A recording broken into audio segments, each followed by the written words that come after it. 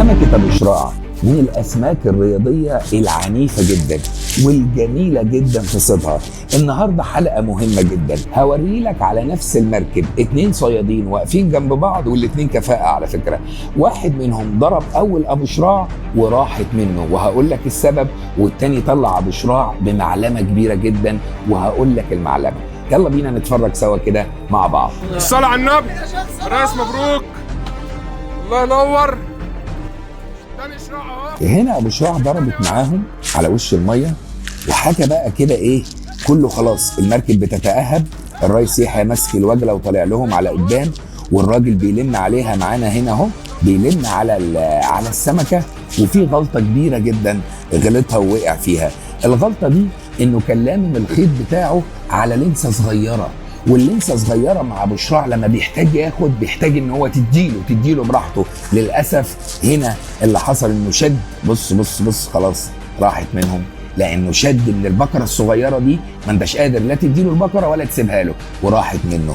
تعالوا بقى نشوف الفيديو الثاني مع الريس يحيى دهب وايه اللي حصل.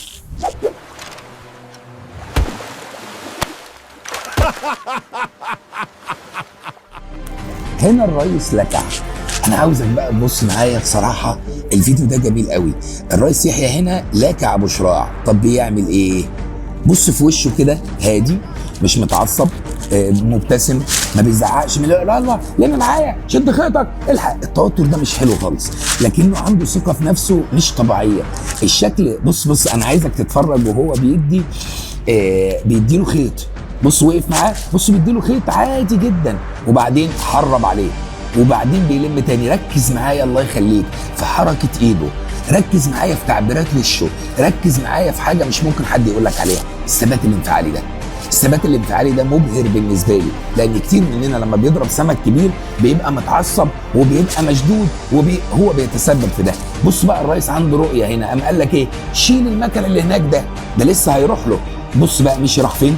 بص كده راح فين؟ ماشي على جنب المركب، هو بيروح له، طلع لغايه قدام خالص، ماشي معاه وبيشد فيه وبيسايسه، وبعد كده راجع بيه تاني على ورا.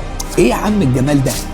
انا والله الفيديو ده من الفيديوهات اللي انا معجب بيها جدا، معجب بطريقه لمه للخيط بهدوء، معجب بثباته وابتسامته اللي ما فرقتش وشه، معجب بان السمكه دي طلعت في الاخر وسمكه كبيره وحلوه، معجب وهو بيلف حوالين المركب، معجب بالناس اللي موجوده وهو بيقول له شيل ده من هنا، طلع ده هنا. ليه؟ هيعمل ايه؟ هو شايف هو رايح لفين، هو شايف. بص بقى بعد ما بدأ بيه على اول المركب، راجع بيه تاني لغايه النقطه اللي بدأ بيه، لف بيه المركب كلها.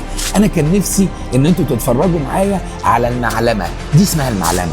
وعايزك انت كصياد وانت بتطلع ابو شراع او ابو سيف او اي حاجه من الاسماك الكبيره الحلوه اللي بتضرب معاك، عشان توصل للحظه دي، عشان توصل للحظه انك تطلع سمكتك بامان، لازم تكون اتفرجت على الفيديو اللي انا قلته ده.